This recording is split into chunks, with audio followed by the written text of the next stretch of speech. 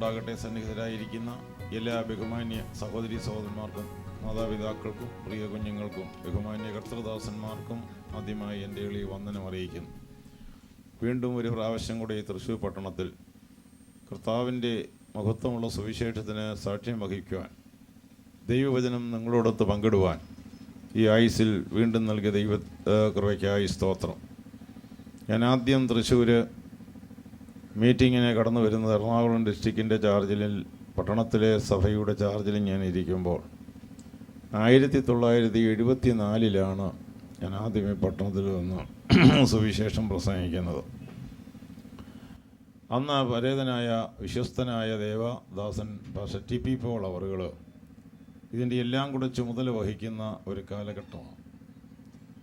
അന്നത്തെ മീറ്റിങ്ങുകൾ കണ്ടിട്ടുള്ളവർക്ക് ചിലരെങ്കിലും ഇതിനകത്തുണ്ടോ എന്ന് ഞാൻ സംശയിക്കുന്നു. ചാലാമ്പാടത്ത് നടന്ന ഒരു യോഗം, ഒരു ലോക്കൽ കൺവെൻഷനായിരുന്നു അദ്ദേഹത്തിൻ്റെ പാർപ്പിടത്തിൻ്റെ അടുത്ത് പാടത്ത് വെച്ച്. ഇന്ന് ഞാൻ ഓർക്കുന്നു, വിവിധ സംഘടനകളിൽ നിന്ന് 30-ൽ പരം ദൈവദാസന്മാർ ആ ഒന്നാമത്തെ ദിവസം ചാലാമ്പാടത്ത് പാടം തന്നെ ആ മീറ്റിങ്ങിലൂടെ വന്ന തുടർന്ന് ദിവസങ്ങൾ 5 ദിവസങ്ങൾ ഞാൻ ആ ചാലാമ്പാടത്ത് കൺവെൻഷനിൽ ശുശ്രൂഷിച്ചു. പിന്നെ തൃശ്ശൂരിൻ്റെ നാനാഭാഗങ്ങളിൽ തുടർമാനം ഞാൻ എല്ലാ വർഷവും മീറ്റിങ്ങുകൾ, ബൈബിൾ ക്ലാസ്സുകൾ വന്ന് രാവും പകലും എൻ്റെ അധ്വാനത്തിൽ ഒട്ടും ഇളവില്ലാതെ അപ്പോൾ തന്നെ ഡിസ്ട്രിക്റ്റിൽ ലോക്കൽ ചാർജുകളും മറ്റ് യാത്രകളും വഹിച്ചുകൊണ്ട് സുവിശേഷ ഘോഷണം നടത്തി. അന്ന് നല്ല ചെറുപ്പമായിരുന്നു, നല്ല യൗവനപ്രായവുമായിരുന്നു. 35 വർഷങ്ങൾ പിന്നിട്ടു. എനിക്കും മാറ്റം വരാവുന്ന ശാരീരിക വ്യതിയാനങ്ങളൊക്കെ ഉണ്ടാകാം, സ്വാഭാവികം മാത്രമാണ്. ഇന്നും കർത്താവിൻ്റെ ശുശ്രൂഷയിൽ യാതൊരു ഇളവുമില്ലാതെ ഈ നിമിഷം വരെ 1954 ഡിസംബർ മാസം 27 ഒരു മെഡിക്കൽ സ്കൂൾ വിദ്യാഭ്യാസത്തിന് തുടക്കമിട്ട് 12 മാർത്തമ്മ സ്കൂളിൽ പഠിക്കുന്ന അന്ന് 1:15 മണിക്ക് ഞാനെടുത്ത പുസ്തകമാണ് ദൈവവചനം. 1 മണിക്ക് പള്ളി തുറന്നകത്ത് കയറി പ്രാർത്ഥിച്ച് പാട്ടുപാടി ആരംഭിച്ച എൻ്റെ സുവിശേഷ ഘോഷണം അന്ന് തുടങ്ങിയതാണ്. ഇന്നു വരെയും ഇടതടവില്ലാതെ സുവിശേഷ ഘോഷണത്തിന് യാതൊരു കുറവും വരാതെ ദൈവം തൻ്റെ കൃപയിൽ ഇത്രത്തോളം നിർത്തിയ തൻ്റെ മഹാസ്നേഹത്തിനായി സ്തോത്രം. 55 വർഷം തികയാൻ ഇനിയും കുറച്ച് ദിവസങ്ങളേ ഉള്ളൂ. ഇത്രയും കാലം പ്രലോഭനങ്ങൾ, പ്രയാസങ്ങൾ, പ്രതികൂലങ്ങൾ, അഗ്നിപരിശോധനകൾ, പ്രതിസന്ധികളൊക്കെ ജീവിതത്തിൽ ധാരാളം നേരിട്ടെങ്കിലും അവയുടെയൊക്കെ നടുവിൽ ബുദ്ധി കൊണ്ടോ ശക്തി കൊണ്ടോ ആരുടെയും സഹായം കൊണ്ടോ ഒന്നുമല്ല, തൻ്റെ ശക്തിയുള്ള ഭുജം കൊണ്ട് പിടിച്ച് അതേ പെട്ടുപോകാതെ, ഇതിലൊന്നും പെട്ടുപോകാതെ നിർത്തിയ ദൈവത്തിൻ്റെ മഹാസ്നേഹമോർത്തി ഞാൻ ദൈവത്തെ സ്തുതിക്കുന്നു. കഴിഞ്ഞ ഒരു വർഷക്കാലം നിരവധി രാജ്യങ്ങളിൽ, ഓസ്ട്രേലിയ ഉൾപ്പെടെയുള്ള അനേക രാജ്യങ്ങൾ കടന്നുപോയി കർത്താവിൻ്റെ സുവിശേഷം അറിയിപ്പാൻ വിശ്രമമില്ലാതെ ആ വേല ചെയ്യുവാൻ എനിക്ക് ദൈവം ഇടയാക്കി. കഴിഞ്ഞ മാസം ഈ സമയത്ത് ഞാൻ കുവൈറ്റിലാണ്. 27 ദിവസം നിൽക്കാനുള്ള സാവകാശം അങ്ങേയറ്റം എനിക്ക് ഉണ്ടായുള്ളൂ. വിസയുടെ പ്രശ്നമല്ല, എൻ്റെ സമയക്കുറവ്. അങ്ങനെ 24 ഞാൻ തിരിച്ച് ഈ രാജ്യത്ത് വന്നു. അന്ന് ഞങ്ങളുടെ മാസം 25 കഴിഞ്ഞ് ആ ആഴ്ച ആ സ്ഥലത്തിൽ ഒരാഴ്ചത്തെ ക്ലാസ് നേരത്തെ ക്രമീകരിച്ചത്. അത് കഴിഞ്ഞ് ഞാൻ ഒരാഴ്ച ഏഴംകുളത്തെ ക്ലാസ്, അത് കണ്ടിന്യൂസ് ആയിട്ട് ഇതുപോലെ കണ്ടിന്യൂസ് സബ്ജക്റ്റ് ഓരോരുത്തരും ആവശ്യപ്പെടുന്ന അനുസരിച്ച്. അത് കഴിഞ്ഞ ആഴ്ച ഞാൻ കാക്കനാട്ടെ ചർച്ചക്കൂടുകാരുടെ നേതൃത്വത്തിൽ എല്ലാ സഭകളും ഉണ്ടായിരുന്നു. ആ മീറ്റിങ് എറണാകുളം കാക്കനാട്ട് പ്രദേശത്തായിരുന്നു. ഞായറാഴ്ച ഞാൻ അത്യാവശ്യം നാട്ടിൽ വരെ പോയി. ഇന്നലെ വിവാഹ ശുശ്രൂഷയും ചില കല്ലടിയിൽ പല കാര്യങ്ങളൊക്കെ തീർത്തിട്ട് വേഗം ഇന്ന് രാവിലെ ഞാൻ അവിടുന്ന് തിരിച്ച് ഇവിടെ എത്തി. ഈ ദിവസങ്ങളിൽ ദൈവദാസന് പറഞ്ഞു, ഇങ്ങനെ ഒരു മീറ്റിംഗ് ക്രമീകരിച്ചിട്ടുണ്ടെന്ന് പ്രാർത്ഥിക്കുന്നു. നിങ്ങളുടെ മധ്യേ ഞാൻ വന്നു. ഇനി നിങ്ങളുടെ പ്രാർത്ഥനയുടെ ശക്തിയാണ് എന്നെ ബലപ്പെടുത്തേണ്ടത്. അത് ഞാൻ ഈ ദിവസങ്ങളൊക്കെ അനുഭവിക്കുക. എണ്ണിച്ച് നിൽക്കാൻ വയ്യാതെ ബലഹീനനായി എഴുന്നേറ്റ് നിൽക്കുമ്പോൾ പ്രാർത്ഥിക്കുന്ന ദൈവജനത്തിൻ്റെ ശക്തി അത് ഞാൻ അനുഭവിച്ചെൻ്റെ മർത്യശരീരത്തിൽ അറിഞ്ഞുകൊണ്ടിരിക്കുകയാണ്. പോയിട്ട് ചെന്നങ്ങോട്ട് കയറി അവിടുത്തെ ആരാധനയിലൂടെ പ്രവേശിച്ച് നിൽക്കുമ്പോൾ പാസ്റ്റർ വിളിച്ച് പറഞ്ഞു, കർത്തൃമേശയും തുറന്നുള്ള എല്ലാ ശുശ്രൂഷയും അച്ഛൻ ചെയ്തോളും. ഞാൻ ഞെട്ടിപ്പോയി. ശരീരം ഒരു ശകലം അങ്ങോട്ട് നിവർന്ന് നിൽക്കാൻ വയ്യ. ഞാൻ അദ്ദേഹത്തെ വിളിച്ച് റിക്വസ്റ്റ് ചെയ്ത്, കർത്തൃമേശ നടത്താൻ ഞാൻ വചനം സൂക്ഷിച്ചോളാം.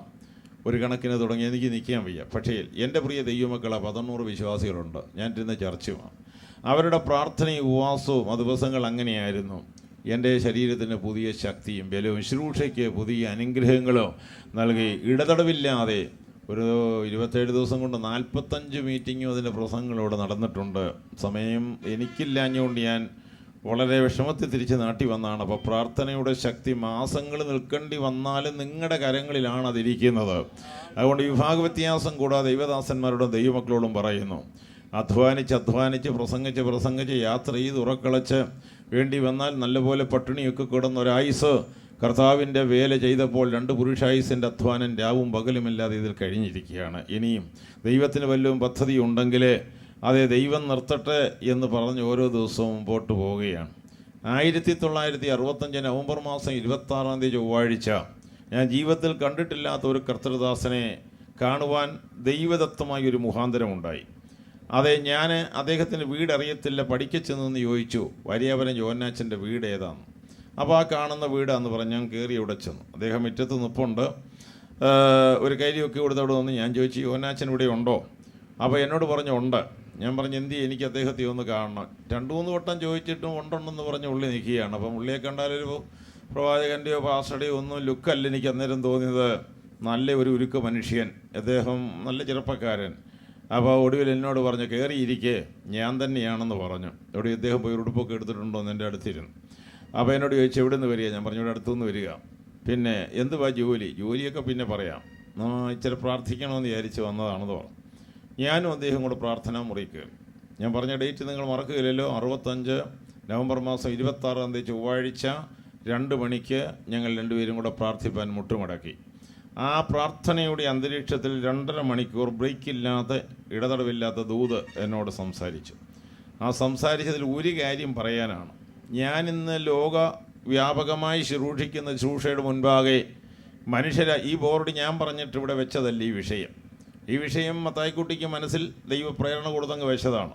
ഇത് ലോകത്തെല്ലാം ഞാൻ ഈ ബോർഡും ഇതിനോടനുബന്ധിച്ച വിഷയങ്ങളും കണ്ടു, അത് പറയുന്നതനുസരിച്ച് ചെയ്തുകൊണ്ടിരിക്കുകയാണ്. ഒരു കാര്യം ഇതിനകത്ത് പറയാനുള്ളത്, അന്ന് ആ ദൈവദാസൻ എന്നോട് പറഞ്ഞു, ദാനിയേൽ പുരാണവും വെളിപ്പാട് പുസ്തകവും അപ്പോസ്തല പ്രവൃത്തിയും തോളിലേറ്റിക്കൊണ്ട് വീണ്ടും വരവൻ ന്യായവീതിയും വിശുദ്ധീകരണവും ലോകത്തെ അറിയിപ്പാൻ ഞാൻ നിന്റെ അമ്മയുടെ ഉദരത്തിൽ വെച്ച് കണ്ട് അഭിഷേകം ചെയ്ത് ഈ ലോകത്തിലാക്കിയിരിക്കുകയാണ്. ഈ ലോകത്തിൻ്റെ വൻകരകളെല്ലാം നീ സബ്ജക്റ്റുമായി കയറി ഇറങ്ങും, ഒരിടവും അത് മറച്ചു വെക്കത്തില്ല. ആകയാൽ ആ അഭിഷേകത്തിൻ്റെ ശക്തിയും ആ വിളംബരവും കേട്ട് ഞാൻ ഞെട്ടിപ്പോയി. ഞാൻ ആ പുസ്തകങ്ങൾക്ക് നന്നായി പഠിച്ച് ട്ടുള്ളവനാണ്, അത് ഇദ്ദേഹത്തിന് എന്നെ അറിയത്തില്ല. ഞാൻ ഈ ലോകത്ത് സഞ്ചരിച്ച രാജ്യങ്ങൾ, ആദ്യം ഞാൻ സിംഗപ്പൂരിലാണ് എൻ്റെ ശുശ്രൂഷ ഫോറിൻ മിനിസ്റ്ററി തുടങ്ങുന്നതെന്ന് അദ്ദേഹം പറഞ്ഞു. അതുപോലെ അത് 77 മുതൽ ആദ്യം അവിടെയാണ്. പിന്നെ കണ്ടിന്യൂസ് ആയിട്ട് ലോകരാജ്യങ്ങളിലൊക്കെ കടന്നു പോകാനിടയായി. യാദൃച്ഛികമല്ല, ദൈവം ഒരു വ്യക്തിയെ ശുശ്രൂഷയ്ക്ക് വിളിക്കുമ്പോൾ നമ്മിലെല്ലാം വിശുദ്ധന്മാർക്ക് തൻ്റെ വിളിയാലുള്ള ആശ എന്താണെന്നുണ്ട്. അതെ, എന്നെക്കൊണ്ടും അതിൻ്റെ ഒരു ചെറിയ ഭാഗം നിവർത്തിപ്പാൻ ദൈവത്തിന് പ്രസാദം തോന്നിയ ആ ദിവസത്തിലെ ദൂതിൽ ഞാൻ കുവൈറ്റിൽ ചില വർഷങ്ങളിരുന്ന് ദൈവത്തിൻ്റെ സന്ദേശവും തൻ്റെ സഭയുടെ പണികാര്യങ്ങളും ചെയ്യുന്നത് മുതൽ, ലോകത്തിലെ എമ്പാടുമുള്ള രാജ്യങ്ങളിൽ പോകുന്നത് മുതൽ, അതേ ദൈവം ആ കാര്യം അന്ന് എന്നെ ബോധ്യപ്പെടുത്തി ഒരു ഡയറി, വ്യക്തമായ ഒരു ചിത്രം എൻ്റെ മനസ്സിൽ പറഞ്ഞു തന്നു. അതിൻ്റെ സാക്ഷി വാര്യാപുരത്തെ യോനാച്ചായനാണ്, അദ്ദേഹം മരിച്ചുപോയി. ചുരുക്കത്തിൽ കർത്താവ് ഒന്നും യാദൃശ്യമല്ല. ഓസ്ട്രേലിയയിൽ ഞാൻ എങ്ങനെ പോകുമെന്ന് ഞാൻ ദുഃഖിച്ചു, വളരെ വിഷമിച്ചു. നടക്കുന്ന ഒരു കാര്യമാണോ, വലിയ വിഷമം വന്ന് കേട്ടിട്ടുണ്ട്. കഴിഞ്ഞ വർഷം അവിടെയുള്ള ഒരു ഡോക്ടർ പ്രാർത്ഥിച്ചുകൊണ്ടിരിക്കുമ്പോൾ അദ്ദേഹത്തിൻ്റെ മനസ്സിൽ ദൈവം ഒരു വലിയ ദൈവവചന പഠനത്തിൻ്റെ ആവേശം കൊടുത്തു. പ്രാർത്ഥനാ മുറിയിൽ നിന്ന് ഇറങ്ങി തൻ്റെ ലിവിങ് റൂമിൽ വരുമ്പോൾ 3 പേര് ആ ലിവിങ് റൂമിലെ വീട്ടിൽ ഗസ്റ്റായിട്ട് വന്നിട്ടുണ്ട്. നമ്മൾ ഇങ്ങനെയൊന്നും ഇരുന്നാൽ പോരാ, നമുക്ക് ദൈവവചനം പഠിക്കണം, ഉപദേശം പഠിക്കണം. ഈ രാജ്യത്തതിന് സാധ്യതയില്ല, അതുകൊണ്ട് ആരെയെങ്കിലും വരുത്തണം എന്ന് അദ്ദേഹം ഇവരോട് പറഞ്ഞു. ആരെയാ മനസ്സിൽ വല്ലതും തോന്നിയോ എന്ന് ചോദിച്ചു. എനിക്ക് ആളെ അറിയത്തില്ല, കെ ചെറിയാൻ എന്നൊരു പേരെൻ്റെ മനസ്സിൽ വരുന്നു, അതെൻ്റെ മുമ്പിൽ ചിത്രം പോലെ കൂടെ വരുന്നു. ഈ ആൾ ആരാന്ന് ചോദിച്ചു. അപ്പോൾ ഒരാൾക്ക് എന്നെ അറിയാം. ആള് പറഞ്ഞു, അബുദാബിയിലെ തോമസിൻ്റെ മകൻ ഇവിടെയുണ്ട്, അവനെ വിളിച്ചാൽ അവൻ്റെ അപ്പനെ വിളിച്ച് ഇവർ തമ്മിൽ വളരെ ദോസ്തുക്കളാണ്, സ്നേഹിതരാണ്, ഇത് ക്രമീകരിക്കുമെന്ന് പറഞ്ഞു. ചുരുക്കത്തിൽ 1 മണിക്കൂറിനകം തോമസ് എന്നെ വിളിച്ചു. ഓസ്ട്രേലിയയിലെ യാത്രയ്ക്ക് വഴി തുറന്നിരിക്കുന്നു, വെച്ചാൽ പോകാൻ തയ്യാറാകണം, ദൈവഹിതമാണെങ്കിൽ ആകട്ടെ എന്ന് ഞാൻ പറഞ്ഞു. ഓസ്ട്രേലിയൻ ഹൈക്കമ്മീഷൻ എൻ്റെ പ്രായം അനുസരിച്ച് മെഡിക്കലും ഒക്കെ കഴുകി അങ്ങോട്ട് ചെന്ന് കയറാനൊക്കെ ഒത്തിരി ഫോർമാലിറ്റി കടമ്പയുണ്ട്. അദ്ദേഹം ന്യൂഡൽഹിയിൽ ഇരുന്നുകൊണ്ട് ഹൈക്കമ്മീഷനിൽ വിളിക്കുന്നു. മന്ദമരുതിയിൽ ഒരു ക്ലാസ് പഠിപ്പിച്ചുകൊണ്ടിരിക്കുമ്പോൾ എൻ്റെ ഫോണ് ശബ്ദിച്ചു, ഇറങ്ങി പറഞ്ഞ് ഞാൻ ഹൈക്കമ്മീഷണറാണ്, ഓസ്ട്രേലിയൻ ഹൈക്കമ്മീഷണർ, ന്യൂഗേലിൽ വിളിക്കുക എന്ന് പറഞ്ഞു. അദ്ദേഹം ഫോണിൽ കൂടെ എന്നെ ഇൻ്റർവ്യൂ ചെയ്തു. ഞാൻ അവിടെ ചെല്ലേണ്ട യാത്ര ഒഴിവാക്കി, എൻ്റെ മെഡിക്കൽ ഒഴിവാക്കി, എനിക്കുണ്ടാകുന്ന പ്രയാസം എല്ലാം ഒഴിവാക്കി എന്നെ ഫോണിൽ ഇൻ്റർവ്യൂ ചെയ്ത് എനിക്ക് വീസ തന്നു. ചുരുക്കത്തിൽ പറഞ്ഞാൽ എന്ത് വലിയ കടമ്പകളാണെങ്കിലും ദൈവത്തിൻ്റെ തിരുഹിതത്തിൻ്റെ നിവർത്തി വരുമ്പോൾ വൻ മതിലുകൾ തകരും, കോട്ടകൾ ഇടിയും. ഞാൻ ഇതെൻ്റെ ജീവിതത്തിൽ നിത്യം അനുഭവിക്കുന്ന വ്യക്തിയാണ്. അതുകൊണ്ട് എൻ്റെ വാത്സല്യ സഹോദരങ്ങളോടും കൂട്ടുവേലക്കാരോടും ഞാൻ പറയട്ടെ, നിന്നെ ആ 38 വർഷമാകുമ്പോൾ ആ കുളത്തിലിറക്കാൻ ആരുമില്ലെങ്കിൽ നിന്നെ സൗഖ്യമാക്കുവാൻ കഴിയുന്ന ഒരു വൈദ്യൻ നിൻ്റെ അടുത്തുണ്ട്. പ്രശ്നങ്ങളെ തരണം ചെയ്യുവാൻ, വേദനകൾ പരിഹാരം തരുവാൻ, രോഗങ്ങൾക്ക് വിടുതൽ തരുവാൻ, ഇന്ന് നിന്നെക്കൊണ്ട് സാധിക്കില്ലെന്ന് വിചാരിക്കുന്ന കാര്യം ലളിതമാക്കി സാധിപ്പിച്ചു തരുവാൻ കഴിയുന്ന ഒരു ദൈവം നമുക്ക് സ്വർഗത്തിലുണ്ട്. എങ്കിലും കാര്യങ്ങളെ സാധിപ്പിക്കുന്ന ഒരു ദൈവം നമുക്കുണ്ട്. ദൈവദാസന്മാർ വിശ്വസിച്ച് പ്രാർത്ഥിക്ക്. നിനക്ക് വേണ്ടി ആരും ജാമ്യം നിൽക്കുവാനില്ലെങ്കിൽ നിനക്ക് വേണ്ടി ജാമ്യം നിൽക്കുവാനും കാര്യം നടത്തുവാനും കഴിവുള്ള ദൈവ സ്വർഗത്തിലുണ്ടെന്ന് വിശ്വസിക്കുന്നവർ ദൈവത്തിന് സ്തോത്രം കരേറ്റ് അനുഭവ സാക്ഷ്യം പറഞ്ഞുകൊണ്ട് നിൽക്കുവാൻ സമയമില്ല. എനിക്ക് പതിവുമില്ലെങ്കിലും എൻ്റെ മനസ്സിൽ ഞാൻ ചില വാക്കുകൾ ഓർപ്പിച്ചു. ദൈവം നടത്തിയ വഴികളെന്നല്ലാതെ ഒന്നും പറയുന്നില്ല. അതെ, ദൈവത്തിൻ്റെ അത്ഭുതങ്ങളും ദൈവത്തിൻ്റെ പ്രവൃത്തികളും കണ്ട് ഞാൻ എൻ്റെ ഈ ആയുസ്സിൽ ദൈവത്തെ വളരെ സ്തുതിക്കുന്നു. ഇവിടെ സൂക്ഷിക്കുന്ന കർത്തൃദാസന് എൻ്റെ മക്കളുടെ കൂടെ പോകുന്ന ഒരു സ്നേഹം എനിക്കുണ്ട്. എൻ്റെ മക്കൾ ആരും ഇവിടെ ഇല്ലെങ്കിലും അതെ, ഞാൻ വരുമ്പോഴൊക്കെ അദ്ദേഹം വിളിക്കുമ്പോഴൊക്കെ ഞാൻ ഏറെക്കുറെ വയ്യാന്നൊക്കെ പറഞ്ഞ് ചന്തയിലും വരും.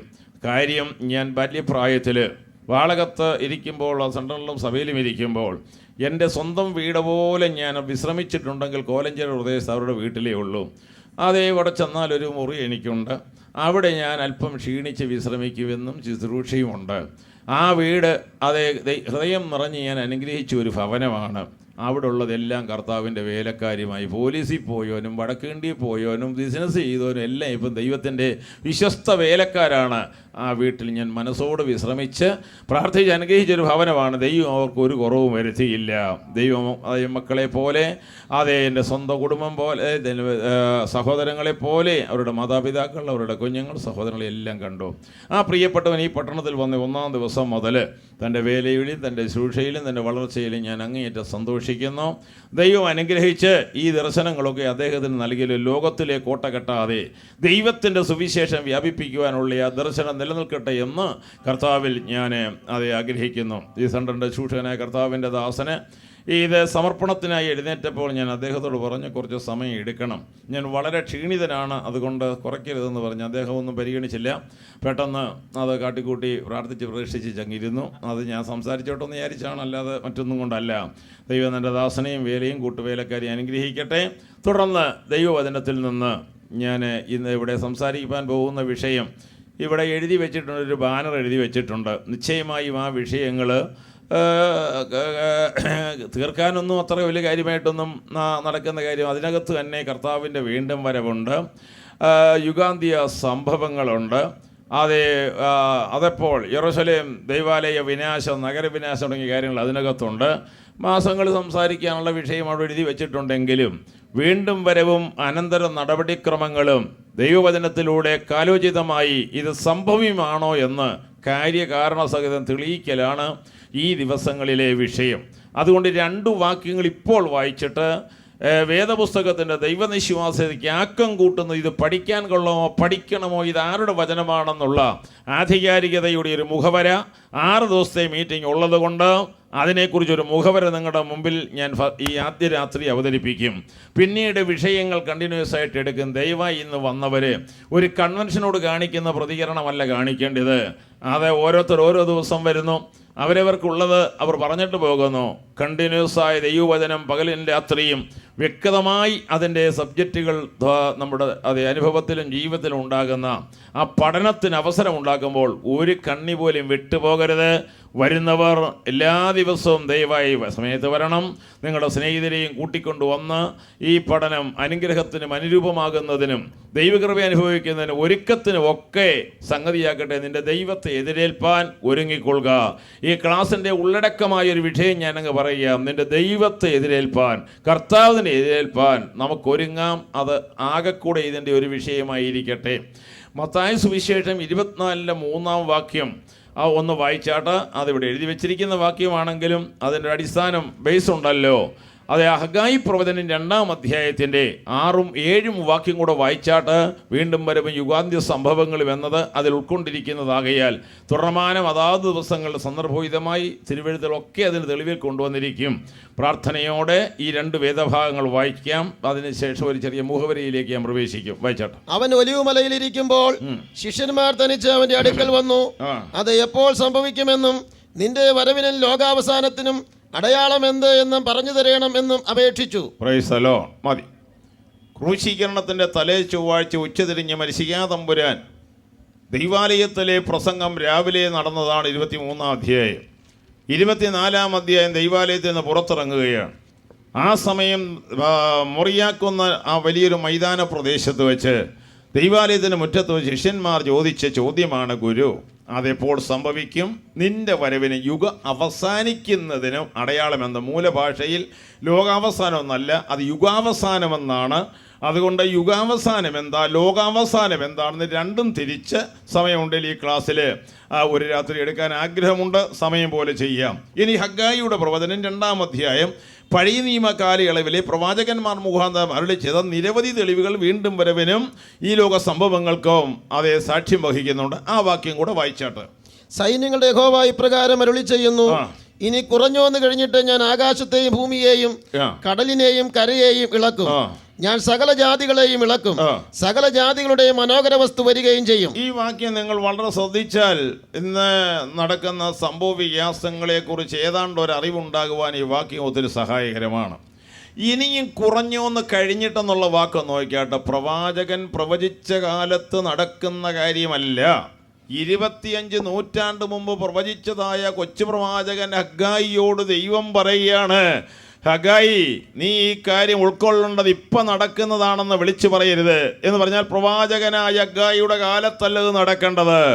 ഇസ്രായേൽ ജനം ബാബേൽ പ്രവാസം കഴിഞ്ഞു വന്ന് ഒരു ദൈവാലയം പണിയിൽ ബദ്ധശ്രദ്ധരായിരിക്കുന്ന കാലയളവിൽ ഈ യുഗത്തിൻ്റെ അവസാനത്തിൽ നടക്കാൻ പോകുന്ന കാര്യപരിപാടികളും അവരുടെ വിഷയം വിട്ട് വേറൊരു വിഷയത്തിലേക്ക് അതേ പ്രവേശിക്കുമ്പോൾ പറയുന്ന വാക്കുകൾ കുറേ കാലം കഴിഞ്ഞിട്ട് ഇവിടെ എന്ത് നടക്കും? ഹഗ്ഗായി പ്രവാചകന്റെ പ്രവചനകാലമായ BC 2500 കാലഘട്ടം കഴിഞ്ഞിട്ട് പിന്നെ ഇവിടെ എന്തോ നടക്കുമെന്ന് അന്ന് പറഞ്ഞ കാര്യം അത് കാണുവാൻ ഭാഗ്യസിദ്ധി ലഭിച്ചവർ നമ്മളാണ്. എന്തോ പറഞ്ഞു കുറഞ്ഞൊന്ന് കഴിഞ്ഞ് നടക്കുന്ന കാര്യം നോക്കിയാൽ ഞാൻ ആകാശത്തെ ഇളക്കും, ഭൂമിയെ ഇളക്കും, കടലിനെ ഇളക്കും, കരയെ ഇളക്കും, സകല ജാതികളെയും ഇളക്കി മറിക്കും. നോക്കി 5 കാര്യങ്ങളുടെ ഇളക്കം അന്നേ പറഞ്ഞു വെച്ചതാ. പക്ഷെ അന്ന് പറഞ്ഞ കാലത്ത് ഇതൊന്നും ഇളകിയിട്ടുമില്ല. ആകാശം ഇളകിയിട്ടില്ല, ഭൂമി ഇളകിയിട്ടില്ല, കടൽ ഇളകിയിട്ടില്ല, കര ഇളകിയിട്ടില്ല, സകല ജാതികളും ഇന്നെന്ന പോലെ അന്ന് ഇളകി മറിഞ്ഞിട്ടില്ല. പക്ഷേ അന്ന് പറഞ്ഞു, അതേ മശിയാ രാജാവ് കർത്താതി കർത്താവ് സകല ജാതിയുടെ മനോഹര വസ്തുവായവൻ മടങ്ങി വരുന്ന അവസരമാകുമ്പോൾ ഈ ലോകത്തില് ഈ കാണുന്നതെല്ലാം ഇളകി മറിയും. ആകാശവും ഭൂമിയും കടലും കരയും സകല ജാതികളും ഇളകി മറിയുന്നത് എന്തിനു വേണ്ടിയാണെന്നറിയാമോ? ഇളക്കമില്ലാത്തതൊന്ന് സ്ഥാപിതമാകുവാൻ. ഇളക്കമുള്ളതെല്ലാം മാറിപ്പോകേണ്ടത് ആവശ്യം. ഇളകാത്ത രാജ്യം പ്രാപിക്കുന്നത് കൊണ്ട് നന്ദിയുള്ളവരായ ദൈവത്തിന് സ്തോത്രം ചെയ്യാം.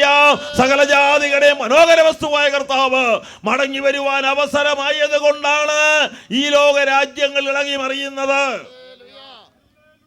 അല്പമായിട്ടൊക്കെ അതിനെക്കുറിച്ച് ഞാൻ തെളിവുകൾ കാര്യകാരണ സഹിതം ആകാശം ഇളകുമെന്ന് പറഞ്ഞാൽ എന്താ, ഭൂമി ഇളകുമെന്ന് പറഞ്ഞാൽ എന്താ, കര ഇളകുമെന്ന് പറഞ്ഞാൽ എന്താ, കടൽ ഇളകുമെന്ന് പറഞ്ഞാൽ എന്താ, സകല ജാതിയുടെ ഇളക്കം എന്താ, ഈ സകല ജാതിയുടെ മനോഹര വസ്തുവിൻ്റെ വരവെന്താ, അക്കമിട്ട് പറഞ്ഞേക്കാം. പക്ഷേ വിഷയങ്ങൾ അതിൻ്റെ ഓർഡറിൽ കൊണ്ടുവരാം. എന്നാൽ ഞാനിപ്പോൾ ഒരു മുഖവര പറയാൻ പോവാണ്. വേദപുസ്തകം പഠിക്കുമ്പോൾ ബൈബിളിനെ കുറിച്ചൊരു ചെറിയ അറിവ് വിശ്വാസികളായാലും അവിശ്വാസികളായാലും അത് ഉണ്ടാകണം. അത് അതിൻ്റെ ഒരു ഓർഡറാണ്. സാധാരണ കൺവെൻഷൻ വന്ന് പ്രസംഗിച്ചാൽ ഒരു വിഷയം എടുത്ത് സംസാരിച്ച് തീർത്ത് പോവുകയല്ലാതെ ഈ നിലയിലുള്ള കണ്ടിന്യൂസ് സ്റ്റഡി പലയിടത്തും കിട്ടുകയില്ലല്ലോ. എന്നാൽ ഈ പഠിക്കുന്ന ബൈബിൾ എന്താണ്, ഇതാരുടേതാണ്, ഈ വചനം എന്താണ്, ഇതിൻ്റെ ശക്തി എന്താണ്, ഇതിൻ്റെ ഉറവിടം എവിടെയാണ്, ഇതാരുടെ ഉടമസ്ഥ അവകാശത്തിൽപ്പെട്ടതാണ്, ഇത് പെന്തക്കോസ്തുകാരുടെയാണോ അതോ ഇത് ക്രൈസ്തവരുടെയാണോ അതോ ഇത് യഹൂദൻ്റെയാണോ, ആരുടെയായി വചനമെന്നൊക്കെ ഒരു ചെറിയ അറിവ് നമുക്കുണ്ട്, അതൊക്കെ എനിക്കറിയാമെങ്കിലും എല്ലാവരുടെയും അറിവ് ഒന്നല്ലല്ലോ.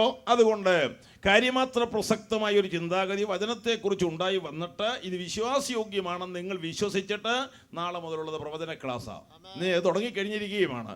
അപ്പോൾ അതിനായിട്ടുള്ള ഒരു ചെറിയ മുഖവരിയാണ് ഞാനിപ്പോൾ നിങ്ങളോട് പറയാൻ പോകുന്നത്. ദാനിയേൽ പ്രവചനം 10-ാം അധ്യായം 21-ാം വാക്യം ആദ്യമായിട്ടൊന്ന് വായിച്ചാട്ട്. ഇവിടെ സംസാരിപ്പാൻ പോകുന്ന വിഷയങ്ങളെല്ലാം ആദ്യന്തം പ്രവചനവും അതിനെ തെളിയിക്കുന്നതായ തിരുവെഴുത്തുകളുമാണ്. എങ്കിൽ ഈ വാക്യവും തുടക്കമിട്ട് വായിച്ചാട്ട്. ദയവ് ചെയ്ത് 2-3 പേർ വായിക്കാൻ സഹായിക്കണേ. നിങ്ങൾക്ക് സമയം 1 മിനിറ്റ് നഷ്ടപ്പെടാതിരുന്നു.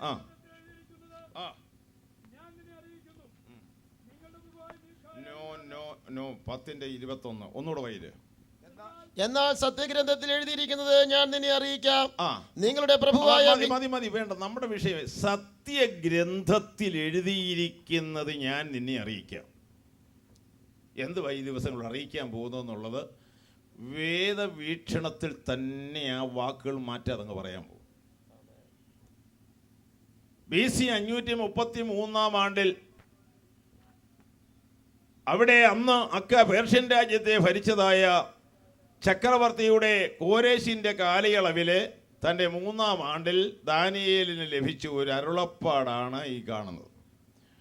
അതും ചരിത്രപരമായ വിശദീകരണങ്ങളൊന്നും എടുത്തുകൊണ്ടുവരാൻ നേരമില്ലാതെ ഞാൻ വളരെ ദുഃഖിക്കും. അതൊക്കെ ആവശ്യവുമായി ഇതിന്.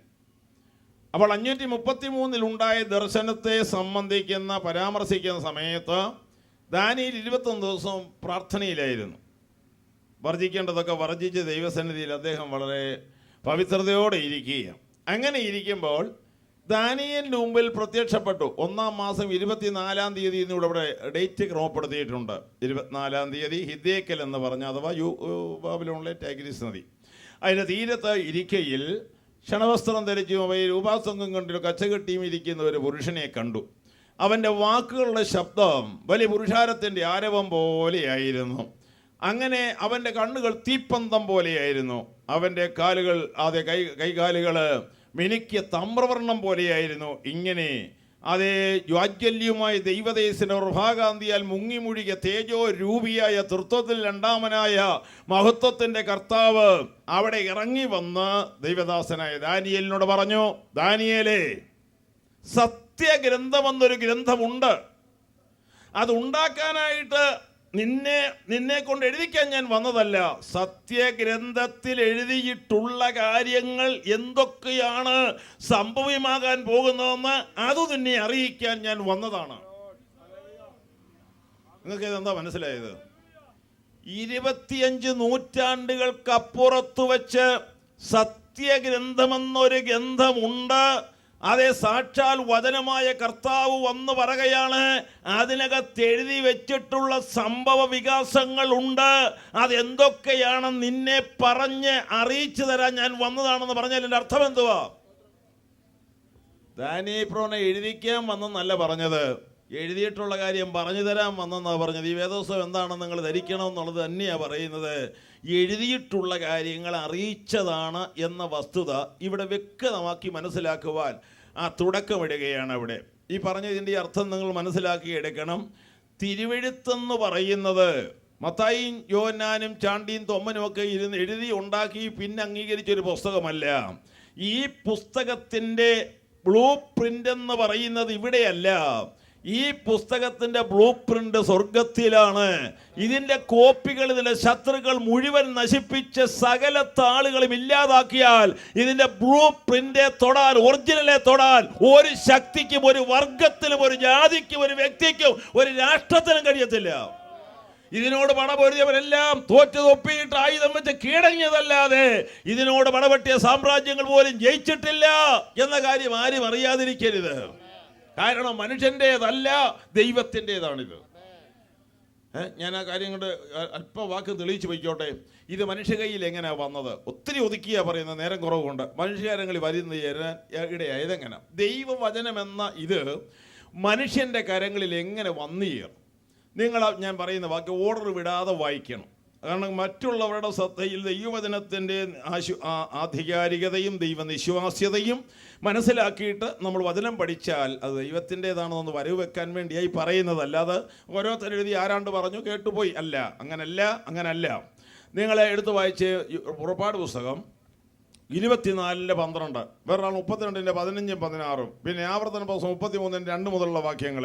ഈ 3 വാക്യങ്ങൾ ഓർഡർ തെറ്റാതൊന്ന് വായിച്ചാട്ടോ. പിന്നെ യഹോവ മോശയോട്, നീ എന്റെ അടുക്കൽ പർവ്വതത്തിൽ കയറി വന്ന് അവിടെ ഇരിക്കുക. ഞാൻ നിനക്ക് കൽപ്പലകകളും നീ അവർ ഉപദേശിക്കേണ്ടതിന് ഞാൻ എഴുതിയ ന്യായപ്രമാണവും കൽപ്പനകളും തരുമെന്ന് അരുളി ചെയ്തു. അപ്പോൾ പറഞ്ഞ വാക്ക് മനസ്സിലായല്ലോ. ഇസ്രായേലിനത്തിന്റെ പ്രയാണത്തിന്റെ 47-ാം ദിവസം ഇസ്രായേലിൽ നിന്ന് പുറപ്പെട്ടു വന്ന ജനം സീനായി മരുഭൂമിയുടെ അടിവാരത്തെത്തി.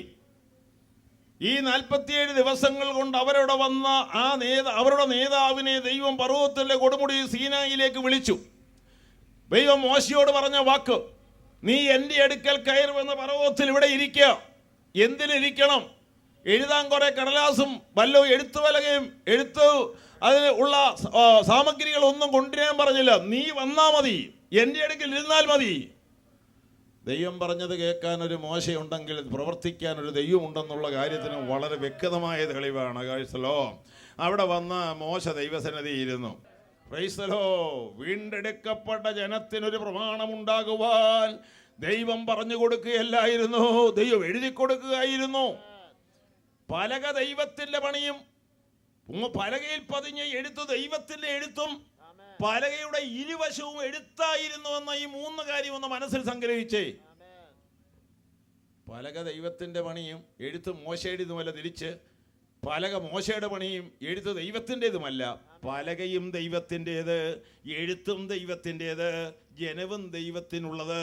ആകയാൽ ഇത് മുഴുവൻ ദൈവത്തിന്റെ വകയാണ്. ഞാൻ അക്ഷരാർത്ഥം അത് വിശ്വസിക്കുന്ന കാര്യം, വിശ്വാസത്തിന് തെളിവുണ്ട്. അപ്പോൾ ഇവിടെ ദൈവം മോശയോട് പറഞ്ഞ അനുസരിച്ച് അതേ മോശ പോയിരുന്നു. ദൈവം കൽപ്പലക എടുത്തു. ആ കൽപ്പലക അതിൽ എഴുത്ത്, അതിൻ്റെ അരികുപണിയൊക്കെ വളരെ വിചിത്രമാണ്. ആ പലകയിൽ എഴുതി, പലക മോശയുടെ കൊടുത്തു. ഇരുവശം എഴുതി. ഞാൻ അക്കാര്യത്തോട് എനിക്ക് അല്പ വിയോജിപ്പ് ഒരളവിലുണ്ട്. എതിരെന്നല്ല എൻ്റെ അർത്ഥം. പ്രമാണപ്പെട്ട ഒരു വസ്തു വാങ്ങിക്കാൻ 5 ലക്ഷം രൂപയുടെ മുദ്രപത്രം വാങ്ങിച്ചാൽ 2 വശവും എഴുതിക്കുമോ? ഇല്ല, ഒറ്റ വശമേ എഴുതിക്കത്തുള്ളൂ. അപ്പോൾ പ്രമാണപ്പെട്ടാലോ ഇനി 1 കോടിയോ 10 കോടി രൂപയുടെ മുദ്രപത്രമാണെങ്കിലും 2 വശം എഴുതിക്കത്തില്ല, 1 വശമേ എഴുതിക്കത്തുള്ളൂ. പിന്നെ സീനായിൽ കല്ലിന് ക്ഷാമം വന്നോ? 1 വശം എഴുതി വെച്ചാൽ മതിയായിരുന്നു. അവിടെ കാണാൻ ഒന്ന് ചാരിയോ തൂക്കിയിട്ടോ ഈ പ്രമാണം എപ്പോഴും തിരിച്ചും മറിച്ചും എടുത്ത് കൈയും താഴെ വീണാൽ പൊട്ടിപ്പോകുന്ന സാധനവുമാണ്. അപ്പോൾ 1 വശത്തെഴുത്ത് മതിയായിരുന്നു, ഒരു കൊച്ച അഭിപ്രായം എനിക്കുണ്ട്. പക്ഷെങ്കിൽ ദൈവം സർവജ്ഞാനിയാണ്. ഞാൻ അഭിപ്രായത്തെ പിൻവലിച്ചുകൊണ്ട് ഒരു കാര്യം പറയുന്നത്, എന്താ അങ്ങനെ ചെയ്തത്? 1 വശം എഴുതി വെച്ച് മറ്റേ വശം കൂടി ഇട്ടിരുന്നെങ്കിൽ എന്തോ സംഭവിച്ചേനെയും. ഇസ്രായേൽ മൂപ്പന്മാരും പ്രസ്ബിറ്ററിക്കാരും കൗൺസിലുകാരും കമ്മിറ്റിക്കാരും ഇടപെടുക്കന്മാരെല്ലാവരും കൂടെ കാലോചിതമായ മാറ്റം വരുത്തി. ഇപ്പം പെന്തക്കോസിന് കാലോചിതമായി മാറ്റം വരുത്തുവാൻ കുറേ കരിങ്കാലികൾ അങ്ങ് മാറ്റിക്കൊണ്ടിരിക്കുകയായിരുന്നു. ദണ്ണം കൊണ്ട് പറഞ്ഞ വാക്കാ കേട്ടോ, അത് നിങ്ങളത് ബുദ്ധിമുട്ടരുത്. എന്ന് പറഞ്ഞാൽ ദൈവവചനത്തിൻ്റെ ശക്തിയിൽ പോയ ദൈവത്തിൻ്റെ സഭയെ ലോകവൽക്കരിക്കുവാൻ പെന്തക്കോസ് എന്ന മുദ്രയടിച്ച കുറേ എണ്ണം അതിന് അരേന്തലയും മുറുക്കി നടക്കുമ്പോൾ ഞാൻ വാത്സല്യ സഹോദരങ്ങളോടും ദൈവദാസന്മാരോടും പറയുന്നു, ഇതിനകത്തെ ഒരു വള്ളിയും പുള്ളിയും മാറ്റുവാൻ നമ്മുടെ ആയുസ് ഇടയാകാതിരിക്കേണ്ടതിന് സത്യപ്രതിജ്ഞ ചെയ്യേണ്ടത് ആവശ്യമാണ്. Price the Lord. അത് വള്ളിയും പുള്ളിയും മാറുന്നതല്ലെന്ന് കഴിവുള്ളിടത്തോളം ഞാൻ ദിവസങ്ങളിൽ തെളിയിക്കുവാനും ആഗ്രഹിക്കുന്നു. നിങ്ങൾ പ്രാർത്ഥിക്കുക. അപ്പോൾ ദൈവം തമ്പുരാൻ പറഞ്ഞ വാക്കുകളും നോക്കിക്കേ. ഇരുവശവും എന്തിനെഴുതി? കാലോചിതമായ മാറ്റങ്ങൾ കൊണ്ട് മൂപ്പന്മാരോ കൗൺസിലുകാരോ ഭരണക്കാരോ ശാസ്ത്രിമാരോ പരീശന്മാരോ അതിൻ്റെ ഫുട്നോട്ട് ഇട്ട് അന്നങ്ങനായിരുന്നു എങ്കിൽ ഇന്ന് ഇങ്ങനാണെന്ന് ഒരു വാക്ക് എഴുതി വെക്കുവാൻ ആ പുസ്തകത്തിന്റെ അഥവാ കൽപ്പലകയുടെ 1 കോണിക്ക് ഒരു അക്ഷരം എഴുതുവാൻ ബാക്കിയിട്ടിരുന്നില്ല. മനുഷ്യന്റെ കൈ അതെ തൊടിയിക്കാൻ ദൈവം സമ്മതിച്ചില്ലെന്നർത്ഥം. ഇത്ര വിശ്വസ്തയോടെ തമ്പുരാൻ ചെയ്ത കാര്യത്തിന് ഇപ്പോൾ മാറ്റങ്ങൾ വരുത്താൻ പല പുള്ളികളും ശ്രമിക്കുന്നു എങ്കിൽ ദൈവത്തെ സ്നേഹിക്കുന്നവരോട് ഞാൻ പറയട്ടെ, വചനത്തിൽ നിന്നൊരു വള്ളിയും പുള്ളിയും മാറിയാൽ ആകാശവും ഭൂമിയും വീഴുന്നതാണ് ഏറ്റവും എളുപ്പമെന്ന കർത്താവ് പറഞ്ഞത്. എന്നാൽ ഇത് മാറുകയില്ല. അങ്ങനെ ആ പ്രമാണ ഗ്രന്ഥം അതേ കർത്താവ് എഴുതി മോശയുടെ കൊടുത്ത തെളിവ്, അതും കൊണ്ട് മോശ ഇറങ്ങി വന്നെന്നുള്ള തെളിവും നമുക്ക് എഴുത്തിൽ നിന്ന് തന്നെ മനസ്സിലാക്കാൻ കഴിഞ്ഞല്ലോ. ഇനിയും സീനായിൽ ഇത് എങ്ങനെയാ എഴുതിയത്? നിങ്ങളതോട് വായിച്ച് മനസ്സിലാക്കുമ്പോൾ കുറച്ചുകൂടെ വിശ്വാസം നമുക്ക് ഈ വചനത്തോട് വർദ്ധിക്കും. 33 ആവർത്തന പുസ്തകത്തിൻ്റെ 2 മുതലുള്ള വാക്യം ശ്രദ്ധിച്ചങ്ങ് വായിച്ചാൽ മതി. ഒന്ന് വായിച്ചാട്ടെ. നേരത്തെ ഞാൻ അവൻ പറഞ്ഞതെന്നാൽ യഹോവ സീനായിൽ നിന്ന് വന്നു, യഹോവ സീനായിൽ നിന്ന് വന്നു, അവർക്ക് സേയീരിൽ നിന്ന് അവർക്ക് ഉദിച്ചു, സേയീരിൽ നിന്ന് ഉദിച്ചു, പാറാൻ പർവ്വതത്തിൽ പാറാൻ പർവ്വതത്തിൽ വിളങ്ങി, ലക്ഷോപിലക്ഷം വിശുദ്ധന്മാരുടെ അടുക്കൽ നിന്ന് വന്നു. ലക്ഷോപലക്ഷം വിശുദ്ധന്മാരുടെ അടുക്കൽ നിന്ന് നമ്മുടെ ദൈവം ഈ ഒരു സംരംഭത്തിന് സീനായി ഇറങ്ങി വന്നു. അടുത്തത്, അവർക്ക് വേണ്ടി അഗ്നിമയമായ ഒരു പ്രമാണം Praise the Lord. അവന്റെ വലങ്കയിൽ ഉണ്ടായിരുന്നു. ഒന്നുകൂടെ വായിച്ച ആ വാചകം, അവർക്ക് വേണ്ടി അഗ്നിമയമായ ഒരു പ്രമാണം, വീണ്ടെടുക്കപ്പെട്ട ജനത്തിന് വേണ്ടി അഗ്നിമയമായ ഒരു പ്രമാണം അവന്റെ വലങ്കയിൽ ഉണ്ടായിരുന്നു. ദൈവത്തിന്റെ വലങ്കയിൽ ഉണ്ടായിരുന്നു. ഉണ്ടാക്കിയതല്ല, ഇത് ഉണ്ടായിരുന്ന പ്രമാണമാണ്. ദൈവമേ സ്തോത്രം. അതിന്റെ ശക്തിയിൽ ഒരു സ്തോത്രം പറയാൻ ആർക്ക് കഴിയും? Praise the Lord. ഉണ്ടായിരുന്നതല്ല, 3500 കൊല്ലത്തിനു മുമ്പ് ഉണ്ടായിരുന്ന പ്രമാണമാണ് വന്നത്. അവിടെ ഉണ്ടാക്കിയത് കോപ്പിയാണ്. ആ ബ്ലൂ പ്രിന്റും കൊണ്ടാണ് ദൈവമായിട്ടും സ്വർഗത്തിൽ നിർമ്മാണം കൊടുക്കാൻ വന്നപ്പോൾ അവന്റെ വലങ്കയിൽ തീയുടെ നടുവിൽ കത്തിപ്പോകാത്ത അഗ്നിമയമായ ഒരു പ്രമാണം ദൈവത്തിന്റെ വലങ്കയിൽ മോശ കണ്ടു. Price the Lord. അതിന്റെ കോപ്പി എഴുതി മോശയുടെ കൊടുക്കുമ്പോൾ ഒറിജിനൽ അവിടെ ഉണ്ട്. കത്തുന്ന തീക്കകത്ത് തേജസ്സേറിയ മഹിമയുടെ കരങ്ങളിൽ ആ പുസ്തകമുണ്ട്. ഇതുപോലെ ആധികാരികത പുസ്തകത്തിനോ വചനത്തിനോ കൊടുക്കാൻ ഏതെങ്കിലും ഒരു മതത്തിന് ധൈര്യമുണ്ടോ? അങ്ങനെ ഒരു സംഭവം ഉണ്ടോ? ബുദ്ധിമാന്മാരും ഗുരുക്കന്മാരും എഴുതി സമ്മതിക്കുന്നു. ഇത് ബുദ്ധിമാന്മാരും ഗുരുക്കന്മാരും ഉണ്ടാക്കിയതല്ല, ഇതെന്റെ ദൈവത്തിന്റെ വചനം. അതിന്റെ നിത്യശക്തി തന്നെ ഇറങ്ങി വന്ന് തന്റെ കൈവിരലുകളാൽ എഴുതി വെച്ചതാണിത്.